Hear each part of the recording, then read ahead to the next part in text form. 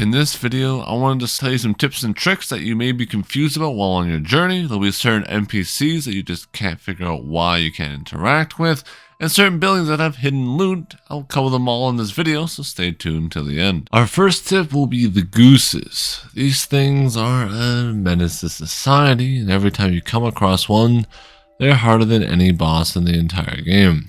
But there'll be one sitting here on this rock. Now when you first pass him, sadly you won't be able to heal him. And because of this, he'll be left stranded.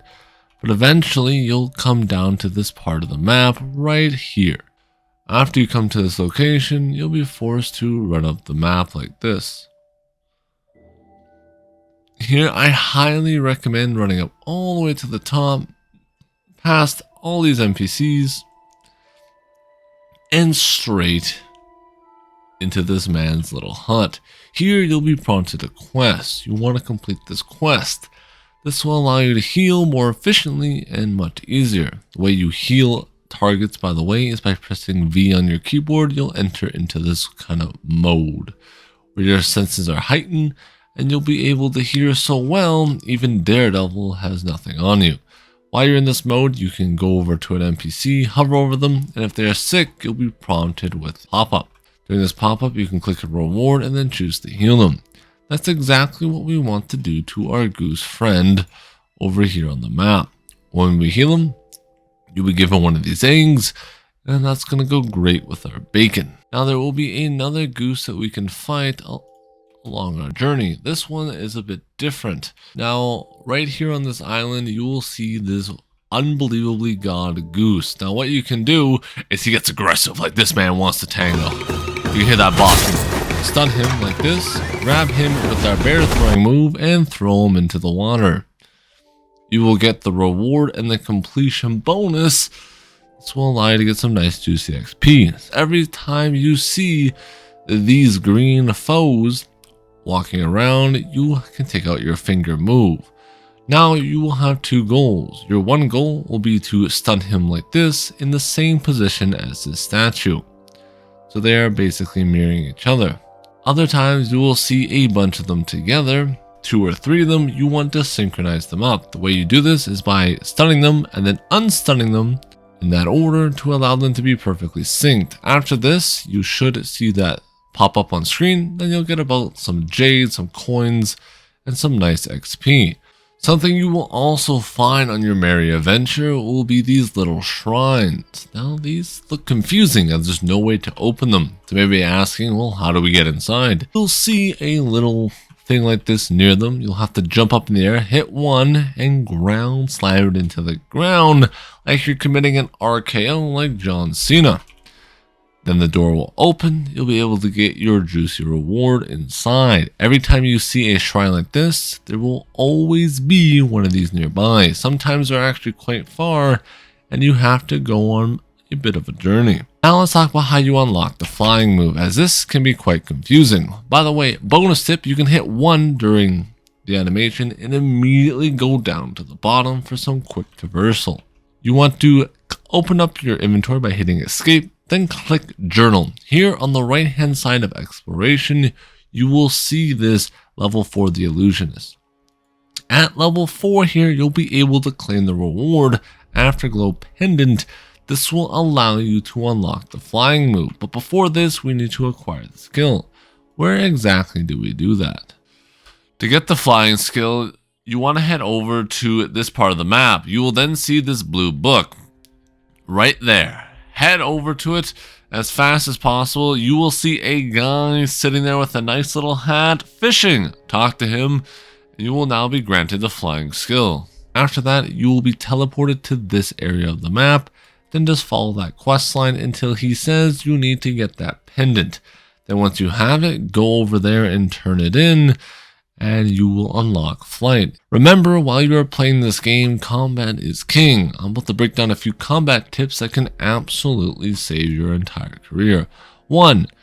If you're in a charge animation or anything like that, remember you can always block during it or parry immediately to defend yourself.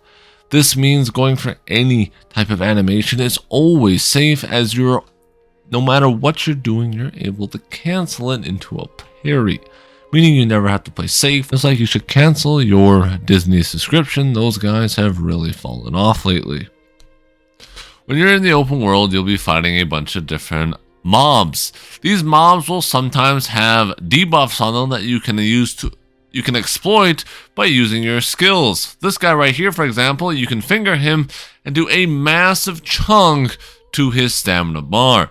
Other NPCs will have this kind of hat symbol right next to them, Goomba stomp them, and you will do a massive amount of stam damage. Finally, you'll have the men with the shield. Here, you just want to use your bear throwing move and chuck them against the wall and show them that you're the boss of this arena. Next up, while you're fighting bosses and enemies, you'll see 3 different types of glows. One is red. This one just means you have to parry it. First, it'll glow red one time, then a second time. That's when you want to parry it, basically right after you see that second red glow. Next up, you have the yellow one. The yellow one means you cannot parry this attack and you are forced to dodge it. It works the same way as the red one, where you want to dodge it on the second activation, otherwise you will get hit. This one's usually a little tricky, as sometimes it's a bit delayed. Next up, you have like the white glow. This one means it's parry. Normally it's just a certain attack. Just parry it, lock it in. I believe in you. While you are traveling, you will see these stone squares that look half broken. Always jump up in the air and smash them down into the ground. Below you will generally always be a chest, or sometimes a bug, which is extra real estate. Now it's time to play GTA 5.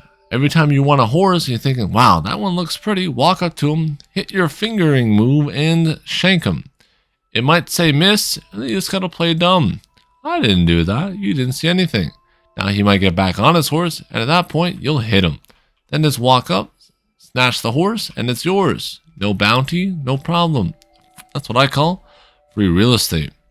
When you come across one of these chests that looks half open, it's an absolute trap. But don't worry, they're so worth doing. Just make sure you come fully prepared, as a man will jump at you like a psychotic ex-girlfriend. Here, you just want to put him out of his misery by hitting him with a couple heavies, sucking him dry, and then once we're done finishing him off, we should get a nice juicy reward at the end of them. $15.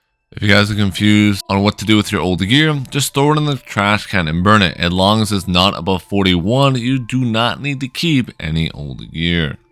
While you'll be leveling and progressing the game, you will be getting a ton of rewards. Head over to the battle pass, which can easily be found by opening up your inventory, clicking battles. You can click quests here, claim these, you can click rewards here and claim all these.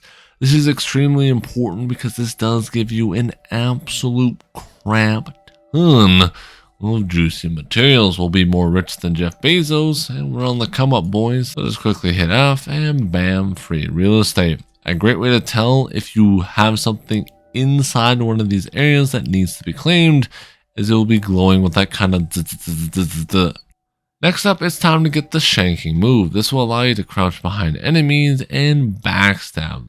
But how do we get this very valuable skill? Open up your maps and come here to the starting area. Here you will see a blue book marker. It'll look just like this. Follow this quest until completion and you'll get one of the most important and passive skills in the entire game, allowing you to do the sneaky beaky missions with absolute ease. If you guys did find this video helpful or useful, it would mean a lot to me if you hit that like button and subscribe. While you're at it, if you're looking for more tips, you can come check out my next video. Sneaky beaky style.